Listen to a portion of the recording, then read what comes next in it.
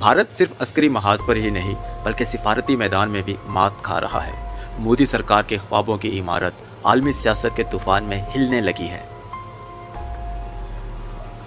भारत को इस वक्त न सिर्फ सरहदी तनाव का सामना है बल्कि बैनुल अक़वामी महाज पर भी शदीद दबाव बढ़ चुका है।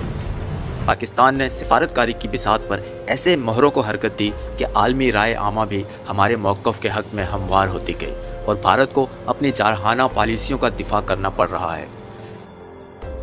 अक़वाम मुत्तहिदा, यूरोपीय यूनियन, OIC और दीगर आलमी फोरम्स पर भारत को शदीद तनकीद सहनी पड़ रही है। अंदरूनी मुल्क भी हालात मोदी के हक़ में नहीं। कांग्रेस और आम आदमी पार्टी ने इल्ज़ाम लगाया है कि मोदी ने कौमी सलामती जैसे हसास मसले को सियासी फ़ायदे के लिए इस्तेमाल किया है। 4 अगस्त 2025 को अमरीकी सदर डोनाल्ड ट्रंप के बयान ने मोदी हुकूमत के लिए मुश्किलात को कई गुना बढ़ा दिया है। ट्रंप ने भारत के साथ रूसी तेल की खरीदो फरोख्त पर न सिर्फ तनकीद की बल्कि 25% से भी ज़्यादा तरसीली टैक्स बढ़ाने का ऐलान किया है।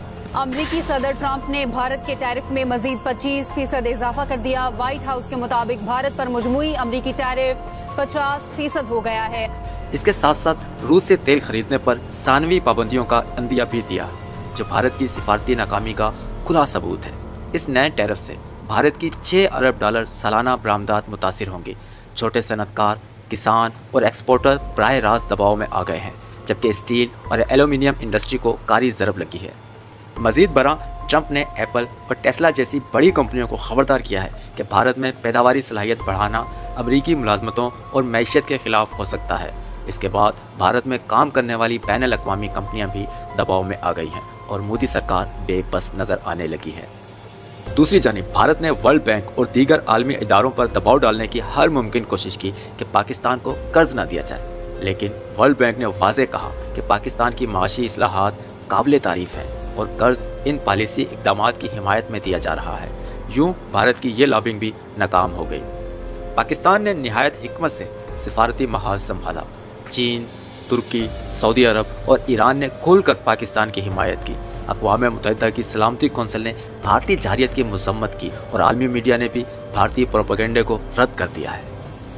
पाकिस्तान की जानदार सफारतकारी का एक और सबूत अमरीकी सदर का वो बयान, जिसमें उन्होंने कहा कि हम पाकिस्तान के साथ मिलकर तेल निकालेंगे और मुमकिन है कि कल यही पाकिस्तान भारत को तेल बेच रहा हो। भारत के भरपूर दबाव और मुखालफत के बावजूद IMF ने पाकिस्तान के कर्ज प्रोग्राम को रूल ओवर कर दिया।